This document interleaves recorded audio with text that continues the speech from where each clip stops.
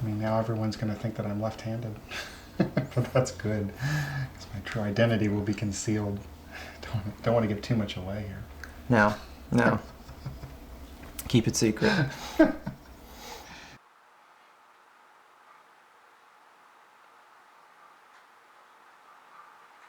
We had the phone in our hands. Yeah, we were waiting, because remember the, A dial phone, yeah. yeah, that's Kind of actually annoying. I was going to say that's kind of annoying. Remember, I called the number Right. of the hotel. Okay, and we're waiting, and And Frost was in New York. that's right. I wonder. You know, I Where went was through a he? couple things. I went and I looked at Superman, the movie. And they Yeah. have the World Trade Center, and he flies around the World Trade Center. And I looked at the opening sequence of The Sopranos, and there's a big shot of the World Trade Center. Really? And X-Men, at the end, when they're on the Statue of Liberty, Statue you of can Liberty? see the World Trade Center a little Yeah. bit, not that much. And Well, that's so prominent in any New York skyscraper or cityscape from the Yeah. past I 30 didn't, years. sound okay now? So I'll pretend I will dial 555 because, of course, that's not a real number. TWIN Twin Peaks.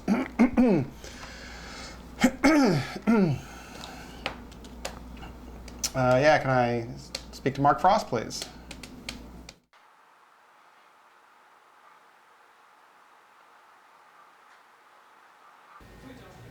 The first question is a general question about the genesis of Twin Peaks.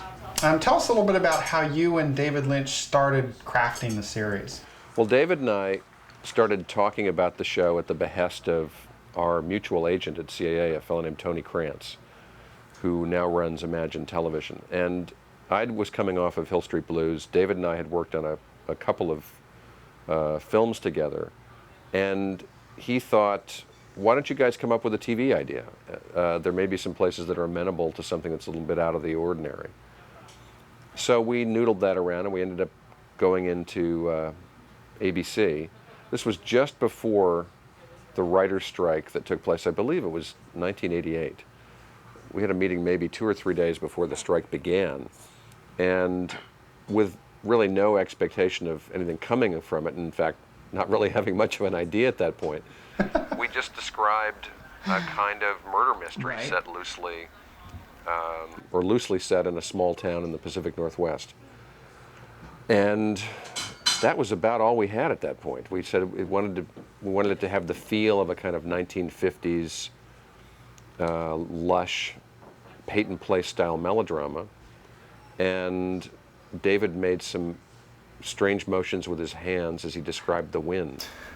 And they seemed to like that. And then the strike happened, and 6 months went by. And I think the day or two after it was settled, we got a call from ABC saying, can you guys come back? We'd really like to talk to you again about this strange idea you had. And at that point, we really started to work in earnest and had a sale when we walked out of the room. Okay, well, people have mentioned the 50s-ish feel of the show, and of course, later when you and David did On the Air, you actually did set the show in the 50s. Did you ever consider making Twin Peaks a period piece, or was it always going to be set in the present? No, we always felt it should be in the present, but it should have a kind of timeless feel, as small towns in America often do. Sure. That is a little bit removed from the kind of desperate search for the cutting edge that television always seems to be clinging to. And put it in a place where time has kind of stood still for a while. Okay. Okay, well, one of the actors told us during an interview when they were in the pilot that they doubted that ABC was actually going to pick up the series. When you delivered the pilot to ABC, were you pretty confident that they would pick it up as a series? I felt that because we'd left it open-ended, and I thought the pilot really worked, that they were at least going to want us to come back and do maybe a sequel to it, another 2-hour or something to wrap it up. The most I think we hoped for was maybe a limited series for summer or something like that. And then, that's in essence what we got. We got 7 additional hours. Oh, to yeah. pilot. Okay. Did you and Lynch have Kyle MacLachlan in mind for the Cooper role when you were writing the pilot? We didn't. We were just going along creating the character, and then when we were done, we sat down and started thinking about actors. And Kyle's name came up, and we both instantly said, yeah, he's the guy. And he was the first piece of casting we put in place. Wow. Well, Cooper is a fascinating character. He's part mystic and part rational detective. Given your interest in Arthur Conan Doyle, did you envision Cooper as a modern-day Sherlock Holmes? Yes, that's exactly what was going on in my mind. I mean, I don't know if I used those exact words, but when you come down to it, the art of the detective is pretty basic to whatever period you're in. It's ratiocination and deductive and inductive reasoning, and then a smattering, sometimes mysteriously, of intuition. Right. I think we pumped up the intuition on Cooper a little bit, more than people were used to saying. And Right. brought in the Tibetan influence and his belief in examining his dreams and things like that. So he became a kind of Freudian, Jungian, Holmesian detective. And may have been part of the reason why people were so attracted to the character. Yeah. Well, I mean, MacLachlan seems like he was a perfect match for that role. Did you have any other actors in mind for any of the various roles, or was it basically just open casting? It was open casting from that point forward, and we took a lot of time with casting. We met actors for weeks, and we didn't have them read. We just had them come in and meet with us, and we just would talk to them and try to get a sense of their personalities and what they'd be like to work with. And you know, one by one they came together. The last person we cast was Ontkean. We'd had a lot of trouble finding a Sheriff Truman. Robert Forster at one point was a very strong contender. Oh, really? And we came very close to putting him in the show, and then he revealed that he'd made a prior commitment to a friend of his who had a pilot, and said, you know, I'm going to really regret this because I think the show I'm going to do is terrible, and I think your show's going to work, but I got to be loyal to my friend, so we respected that. Right. And then David was away, I forget where he was, maybe scouting locations. This is like the week before we started shooting. And ABC called and said, well, we have Michael Ontkean under contract for a development deal, and he loves the script. So I met with him and just thought he was right down the middle for the role. He's such a sort of straight-ahead, no-nonsense guy. Right. And that was it. Mike jumped on board, and we were all set. The first season contains a strong narrative and a richly developed world that demands much more of the television viewer than the average show.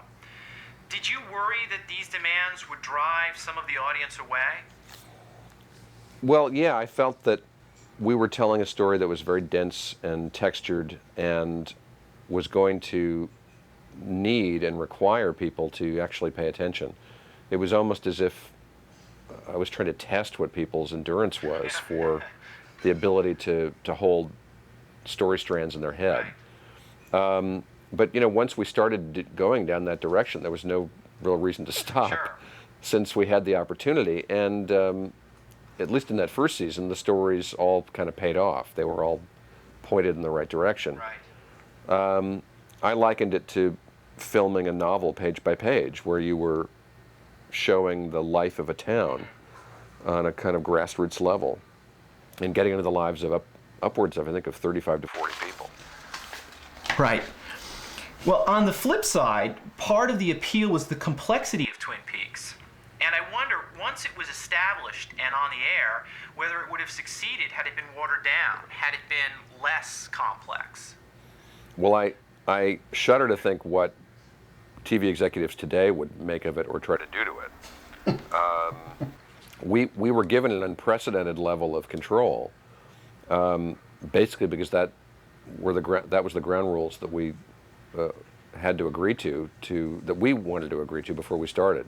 You said there's only one way to do this show, is to just like take your control issues and back away, is what we told the network. Right.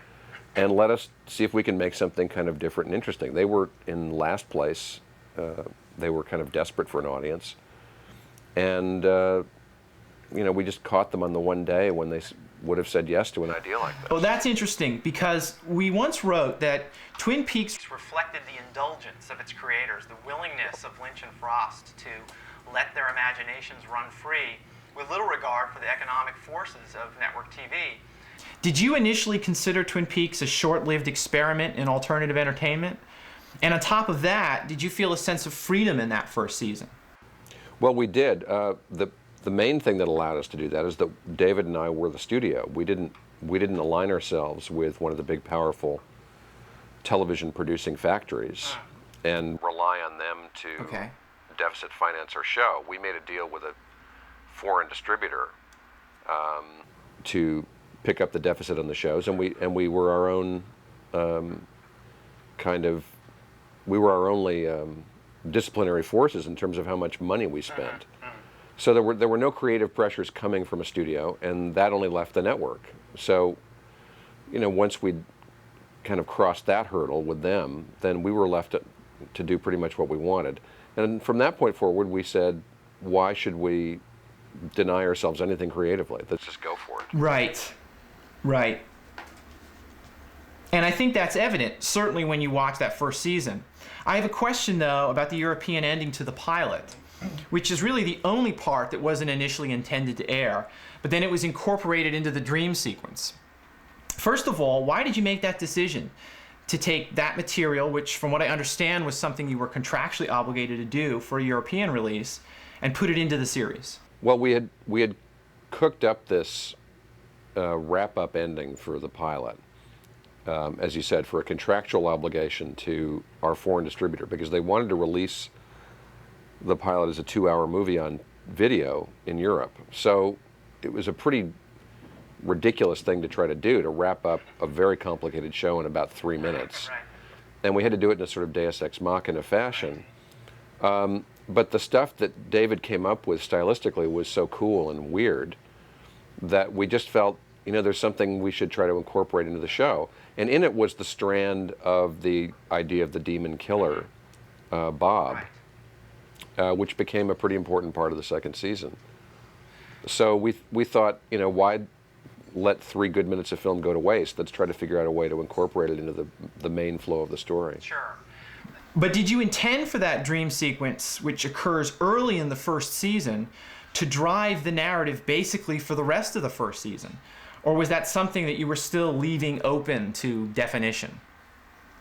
I'm not sure that we really saw that far ahead with it. I think we felt it would contribute and add another layer of mystery. And then we just kind of let the chips fall where they may. Right. I have a question about that first season finale. We talked about the freedom you had in the season as a whole. Certainly, you expressed that freedom with the cliffhanger endings of that episode. It was as if you were trying to break the cliffhanger convention rule. What was your intention with the way you approached all of those incomplete cliffhangers? And there really is no resolution to the story at this point in the series. Well, I had 2 objectives in mind when I wrote the last episode of the first season. One was create as many cliffhangers as humanly possible within a 43-minute story. Okay. On one hand, to kind of upset and play with the convention that the nighttime soap had sort of fallen into at that point. And number 2, to extort ABC to bring us back for a second season so they would get the answer to all the questions and unresolved stories that we left hanging. And then it was just a question of making that work stylistically. Well, that's all the questions we had from here, and we appreciate the time you've been able to give to us, and we look forward to talking to you Sometime soon. Okay, we'll see you soon. Thanks. Thanks again. Bye-bye. Bye. Bye. And that's that.